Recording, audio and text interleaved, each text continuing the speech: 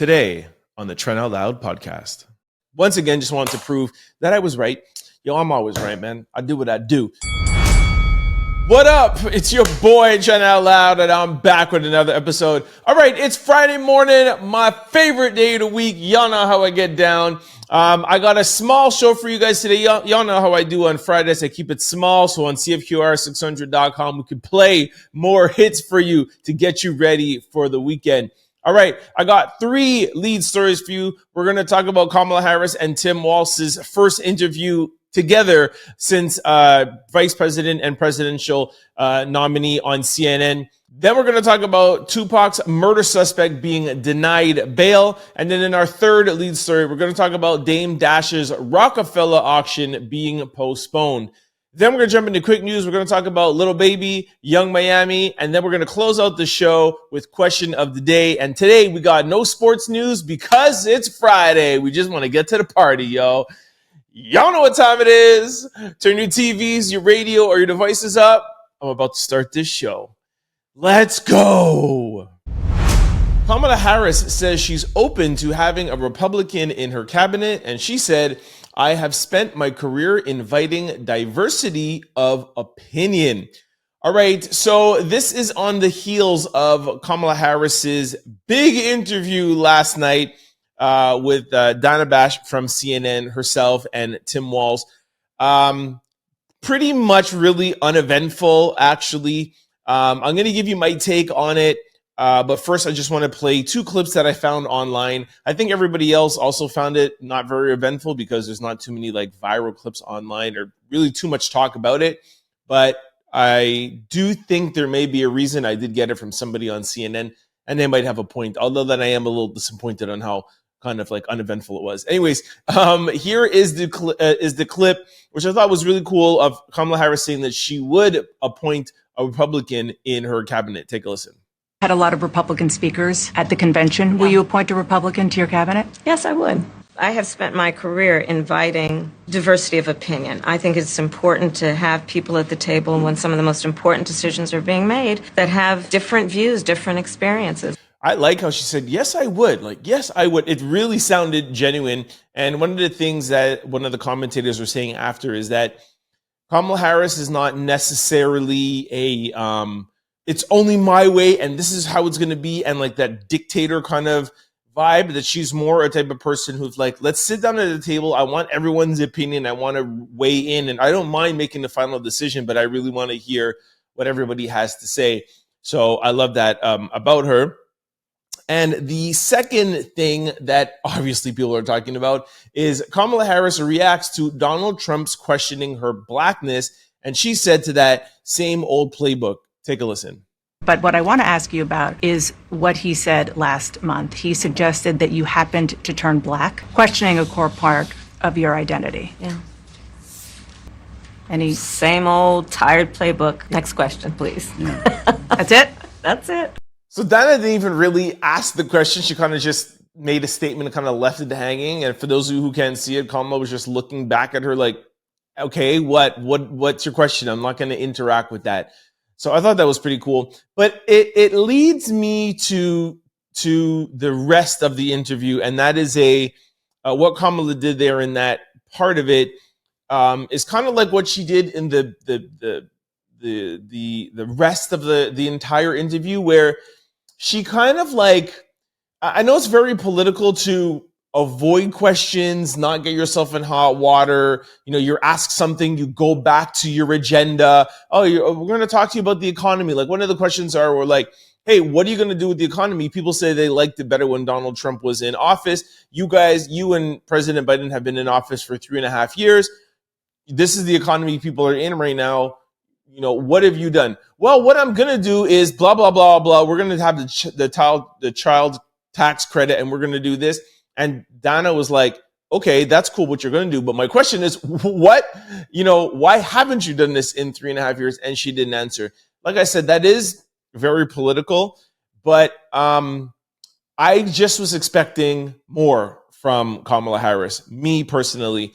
I don't think she really gave much in this interview. I didn't find out anything in this interview that I didn't know already. She stayed very on message of what her policies are that she's announced in the past week and a half. There's nothing new. Even the time when Dana asked her about President Biden calling her and saying, hey, I'm going to step down, Dana asked her a couple of things. She goes, you know what? I'm going to give you a lot of it. I'm going to give you too much information right now. And the too much information was, well, I was with my grandnieces at the time and we were about to sit down and make a puzzle. And then I got the call. And you're like, okay, that's the too much information, that you were having pancakes with your grandnieces and you're making a puzzle? Like, give us something. Like, hey, you know what? He actually said this, or he said, you know, I'm really nervous, or da-da-da. Like, she didn't give us anything in the interview. I don't know how many more examples I can give you, but if you go back and watch every question, you know, just with the Donald Trump one, obviously it was okay for her to be like, okay, I'm not even getting into that next question. But she said that same thing indirectly with every other question. She just did it more political, you know, without saying next question. So having said all of that, I was watching CNN and Abby Phillips, shout out to Abby Phillips, by the way, it's one of my favorite shows on CNN. And she asked her panelists of experts, she said, the fighter Kamala Harris, the prosecutor Kamala Harris, do you feel like we saw that tonight in this interview? And one person there said no, but I think it was by design, that she didn't want to come across as the angry, bitter fighter. She wants to come across as the joyful warrior and reserve that prosecutorial person, fighter, for a debate stage.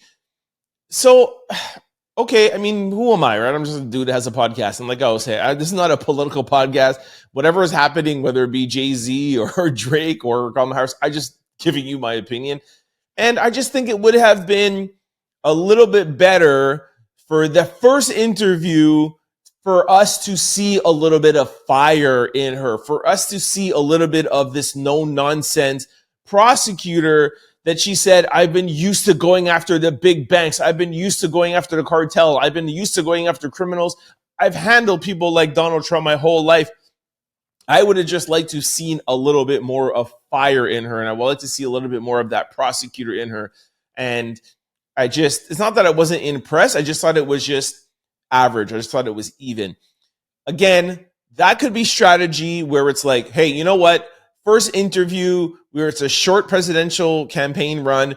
Dana White said something that I didn't even know about. This is the shortest presidential campaign run in modern history. She only had, I think it's like 90 days, where most people have like whatever it is, a year or whatever. So she does have to do things different. And maybe she's like, hey, you know what? I only have 2 interviews. I'm not going to like go crazy on these 2 interviews. Normally people have time to kind of fix things up. So I don't know. I'm not a political strategist. I'm just a person viewing something.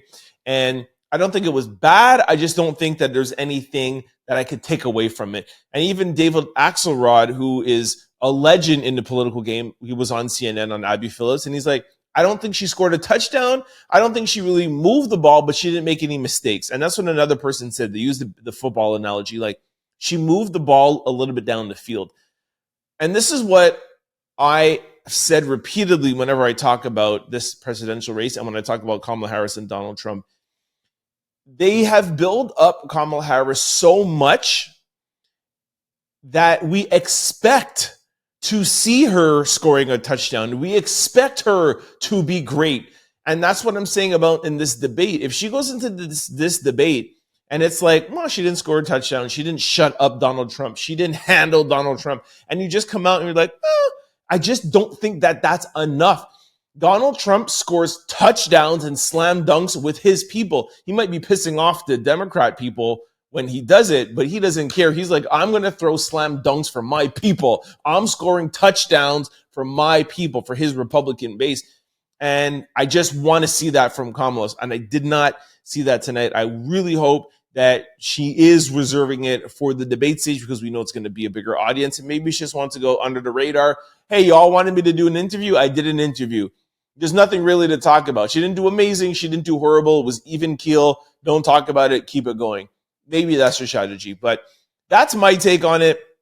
Let me know what you guys think. I'm really I'm interested. I'm sure a lot of you are probably going to write and tell me like, I didn't even watch it. I'm sure that's what's going to happen. I didn't hear a lot of people talking about it before. I don't hear a lot of people talking about it now. But for those who did watch it, let me know what you think. Send me an email, trent@cfqr600.com. Comment below, send me a DM at Trent Out Loud.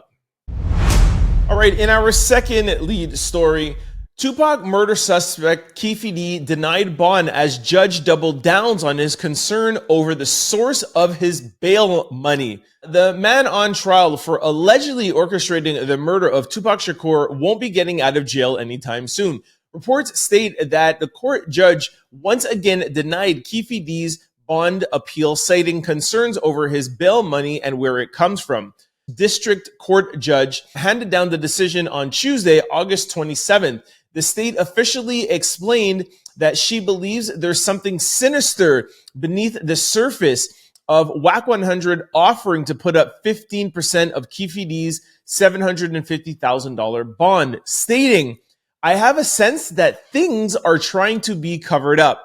Expanding further on her concerns, the judge reportedly cited two suspicious, near identical letters she received from the entertainment company allegedly footing the bill for WAC 100's bail money, one of which was apparently signed by someone who has absolutely no affiliation to the business. All right, that sounds a little suspect, I can't lie. As previously covered, WAC 100 claims that he wanted to bail out Keefe D as a gift, adamantly denying any suspicions that he plans to use the murder suspect's freedom for monetary gain. However, a judge ultimately refused to free Keefe D based on two pieces of evidence working against WAC 100's claim. An interview where he discussed plans to free Keefe D, contingent on him selling the rights to his story, and a subsequent phone call with Keefe D and WAC 100. And during that phone call, WAC 100 is saying to Keefe D, you got to remember, this ish can set you up for life. I will get you out. Yo, WAC 100, bro, I love you. You're out here doing your thing. I talked about you yesterday with you on a podcast talking about Irv Gotti and letting the whole world know that he had a stroke. And now your mouth got you in trouble again because you're on podcasts, you're out here talking to people about how you're going to free Keefe D and make his money. And now the judge heard that, and now the man can't even get bond. You know what I mean? Like, I understand part of WAC 100's job is to be on podcasts. He's on No Jumper. I think he has his own. And I understand as a content creator, I get it. But you have to be smart how you move out here, man. There's a lot of things that I am working on behind the scenes that I don't talk about on my podcast for that exact reason. You never want to let people know what you're doing before it's done. So, you know, before you're talking about what you plan to do, get Keefe D out. Then when he's out, then you can be like, yo, I want to buy his story. Yo, I'm going to make a documentary. I'm going to do this or whatever, blah, blah. But now you're stuck. You spilled your beans too early and you can't get them out. Yeah, that's all I got to say. That's my take, man. That's the lesson here, people. Be careful of things that you talk about because it's going to come back and bite you in the butt. All right, in our third and final lead story, Dame Dash auction over his stake in Roc-A-Fella Records postponed due to back taxes and child support debt. Okay, I heard this a little bit earlier in the week on the Breakfast Club, but I think there is a lot more details because all I heard was Lauren LaRosa saying that he has child support and back taxes, and I never heard her say anything about the auction being canceled. So I think this is like a new kind of breaking news. So listen up. Dame Dash will get to hang onto his stake of Roc-A-Fella Records for a little bit longer. An auction to sell off 1/3 stake of Dame Dash's part of the company was scheduled Thursday, August 29th. However, Judge Robert of the Southern District Court of New York pushed the auction back until September 21st. The minimum price of the sale could now be doubled, which could help to pay off his back taxes and his child support. In fact, the purpose of the delay is to provide time to figure out who among the creditors that Dame Dash owes will get paid first, second, and so on. Although the auction was scheduled to help Dame Dash pay off the $128,000, he was ordered to pay the movie producer Josh Webby after a civil suit over breach of contract. The city of New York then chimed in and said it wanted its $193,000 he owes in child support. The state of New York also said the auction could help Dame Dash pay off his $8.7 million he owes in back taxes. Josh Weber said in court documents filed by his attorney on Monday, August the 26th, that he, New York City, and New York State have agreed on how Dame Dash's debt will be prioritized, but needed more time, so asked for the auction to be postponed. The judge granted the motion on Tuesday, August 27th. The bid for Dame Dash's stake will now be $3 million instead of the initial $1.2 million. New York will get the nearly $200,000 he owes in child support first. Then the state will get its $1.7 million in tax debt. Weber then will be paid his $832,000 before the state is even giving the remaining $7 million in Dame Dash's back taxes. Dame will get to keep whatever is left. Damn. So that means if I do quick math, 7, 1, okay, that's close to $10 million. If somebody buys the 1/3 of Roc-A-Fella for $10 million or up, Dame Dash will get to keep a little bit of the money. Anything less, at least he gets to clear off his debts and all the court stuff, and he's out of it. For those of you who don't follow this podcast daily, I've talked about this a bunch of times, but I'll just quickly refresh your memory. And for those of you who was forgetting, it sounds great to be like, what? He owns 1/3 of Roc-A-Fella. And you think Roc-A-Fella, you think all of Jay-Z's albums, you think State Property, you think Memphis Bleak, you think Beanie Siegel, blah, blah, blah, blah, blah, blah. It goes on and on and on. The only asset that Roc-A-Fella Records still owns is one album, and that's Reasonable Doubt. And the kicker is that Jay-Z will get full ownership of that album in the next 5 years. And on top of that, to make things even worse, Jay owns the other 1/3 and Big owns the other 1/3. And you can't do anything with the album without a majority vote. So even if you buy Dame Dash's 1/3, for example, let's say now the minimum is $3 million. You buy that and you now are 1/3 owner of Reasonable Doubt. Great. That's cool. Legendary classic album. And you want to go and license that out to a movie. Big and Jay could just say, nope, you can't do anything with it. Hey, let's do this. Nope. Hey, let's try to. Jay's just going to say, nope. So it's going to be really interesting to see who wants to pay now a minimum of $3 million, wherein before it was 1.2, but now it's $3 million. If I took a shot in the dark here, and don't quote me on this is just a conspiracy theory, I think this is probably Jay-Z's lawyers, Jay-Z in the background, because Jay-Z doesn't want that sold. So I think Jay-Z was probably like, hey, he owes taxes, he owes this, whatever, blah, blah, blah, to try to raise the minimum bet. Jay-Z has put out there that I'm not going to let you do this. I'm going to own all my stuff. Not him, but his lawyers, to make people not want to buy that 1/3. So I think it's probably Jay's team trying to do whatever it can to not have another person come in and own part of Roc-A-Fella. And then maybe Jay could swoop in and be like, yo, bro, I'll give you like $1 million for that. Or just let it die out. And then he gets to own back Reasonable Doubt in the next 6 years. And then the Roc-A-Fella name is actually worth nothing and Dame gets nothing and nothing gets paid off. Trust me, there's things going on in the back end. Just trust me. All right, this brings us to quick news. Ring my bell. Young Miami wishes her mother a happy birthday, and we're reminded that these ladies look just like sisters. Happy birthday, Mama Miami. All right, I'm going to put this picture up on YouTube and Spotify, whoever wants to see it. Young Miami, who's beautiful, we all know, and fine, and all of that, body banging. Yo, her mom not only just looks like her sister, her mom may be able to pass for her younger sister. Like, it's absolutely crazy. They have like the same almost body, where actually her mom's looks a little bit more natural, especially like in these pictures.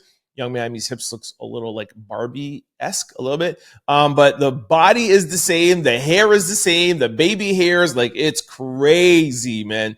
But yeah, her shout out to Mama Miami. Even like the little tattoo she has, like I know Young Miami is young, but her mom looks like she's in like early 30s, man. Her mom is beautiful. Anyways, happy birthday, young Mama Miami. That's what we should call her. Not Mama Miami, young Mama Miami.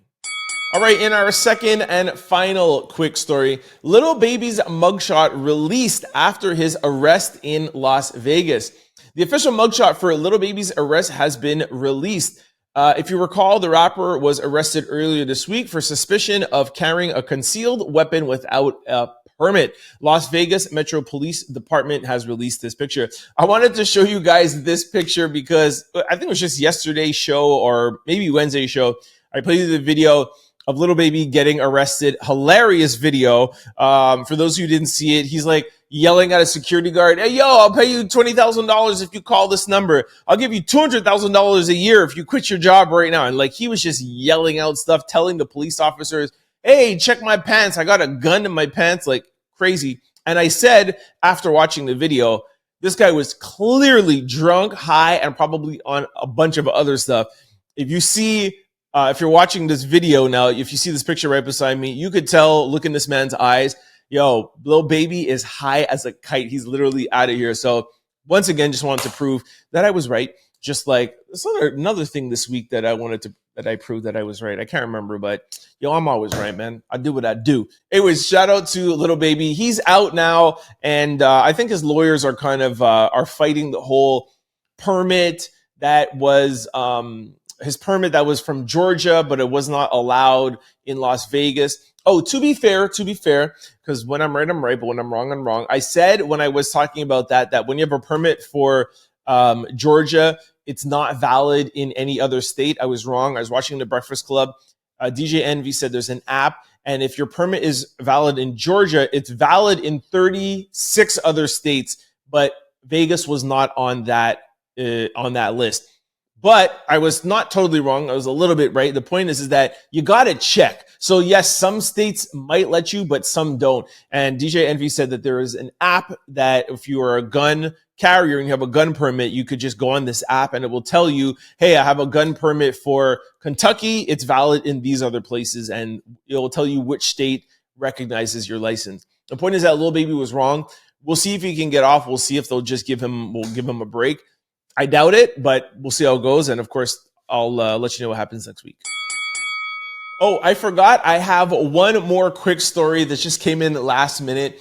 I really want to tell you guys about it. It went super viral this week. An angry passenger smashes an American Airlines counter with a hammer after learning a scammer sold them a fake airline ticket and he caused $20,000 worth of damages. I'm going to play the video beside me while I'm reading this. Check it out on YouTube or Spotify. I just wanted to let you guys know a little bit about this story so that you can be careful and not get scammed. Listen. This is textbook definition of crashing out. A Haitian man was detained at a Chilean airport after he went ballistic due to being scammed. According to the New York Post, the man was at Santiago Airport attempting to check into his flight to Miami when he discovered he had been scammed. Apparently, the man's plane ticket was fake because he bought it from an unauthorized dealer, so he was unable to board the flight, causing all hell to break loose.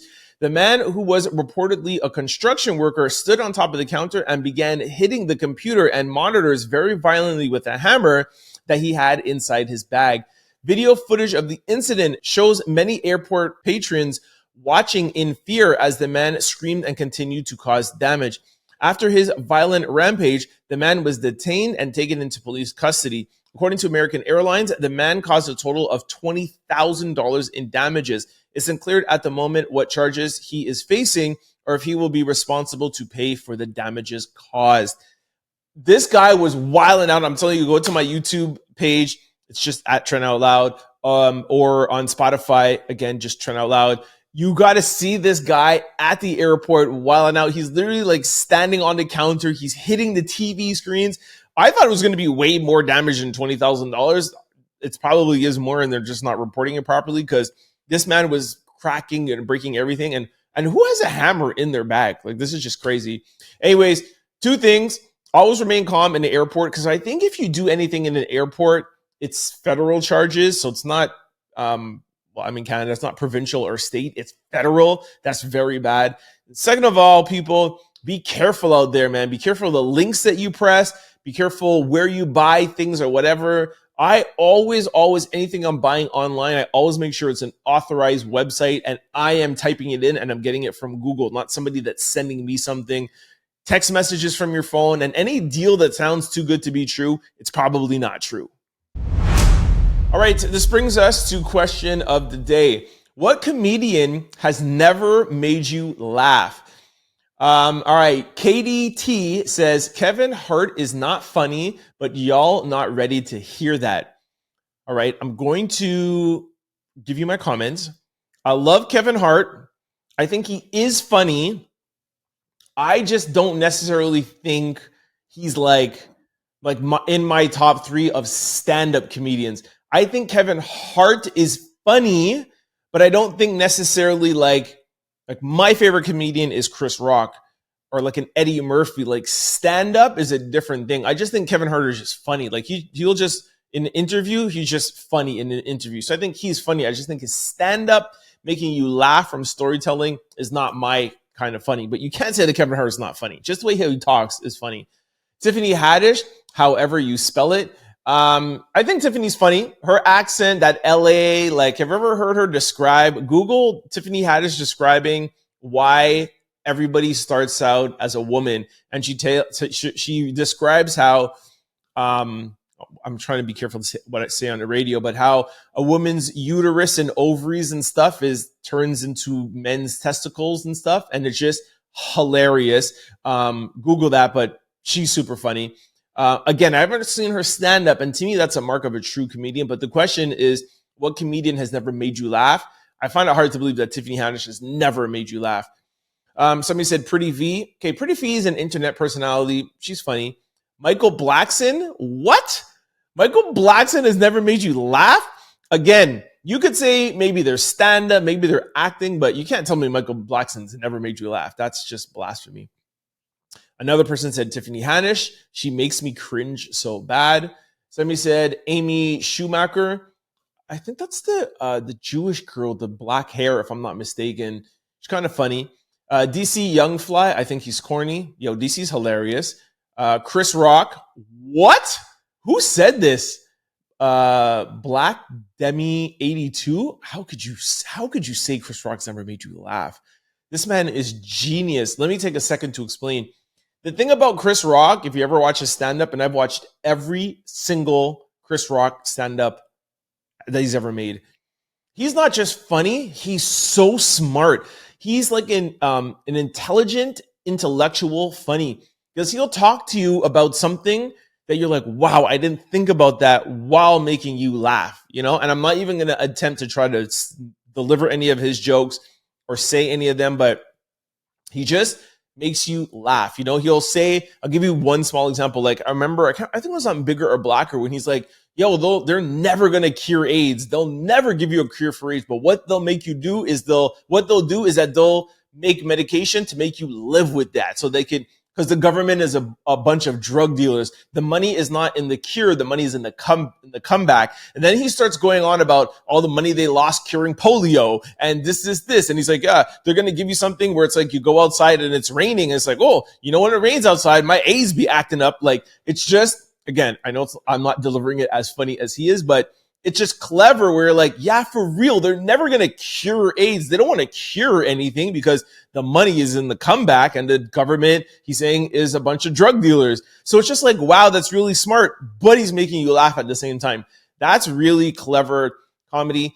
For me, Dave Chappelle, like 20 years ago, he didn't do that kind of like intellectual comedy, but I feel like now Dave Chappelle, since he's came back from his hiatus, he's starting to do comedy like Chris Rock, and I really love it. That's the kind of comedy I love.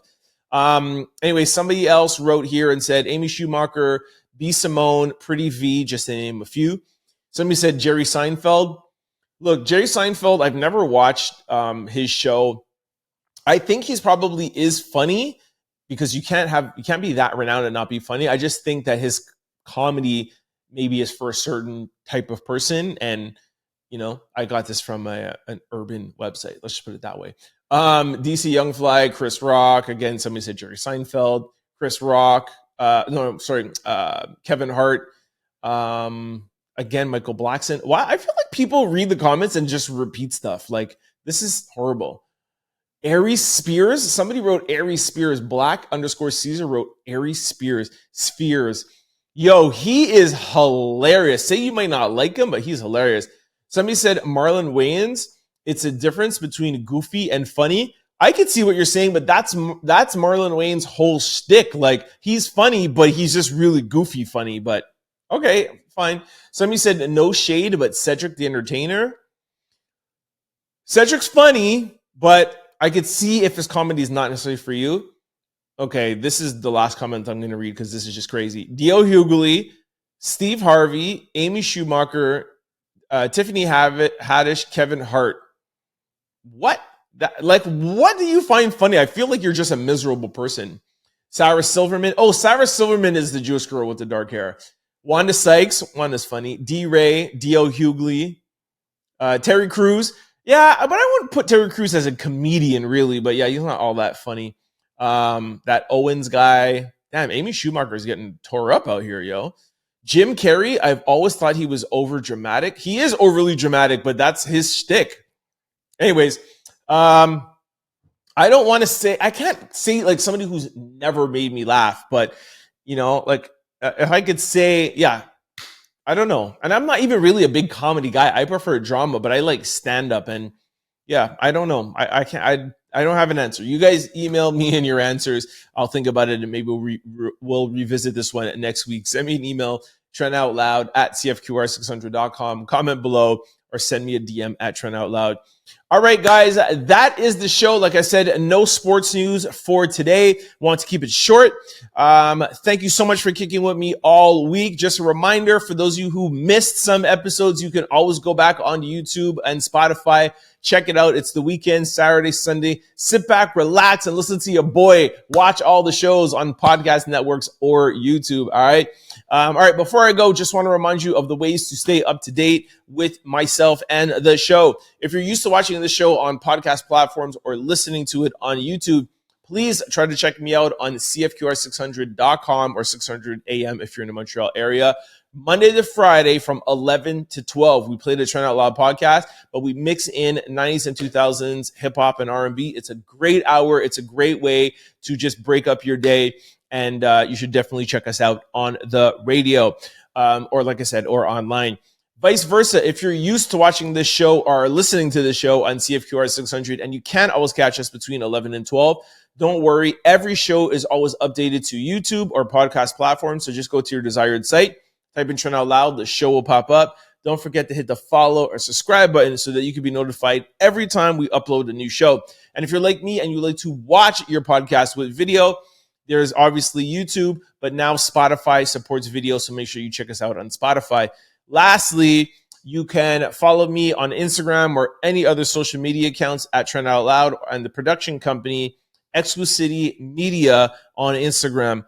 Y'all have a great weekend. I'll see you on Monday. Monday's a holiday, but I'm still doing a show for y'all, man. So stay tuned Monday morning, CFQR or YouTube or podcast platforms. Y'all have a great weekend. Be safe. Again, thanks for kicking with me all week. I will see you next week. Peace.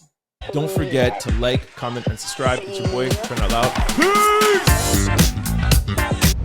For more content, you could subscribe, download, or listen to the Trent Out Loud podcast wherever you listen to your podcast, or you could watch us on YouTube. Just search Trent Out Loud. For showtimes and updates, you could follow us on all social platforms at Trent Out Loud. Go to signupexpert.com/Trent. Once you sign up for all betting apps and get all your bonuses and get all your rewards, go to your app store and download BetStamp and use promo code TOL.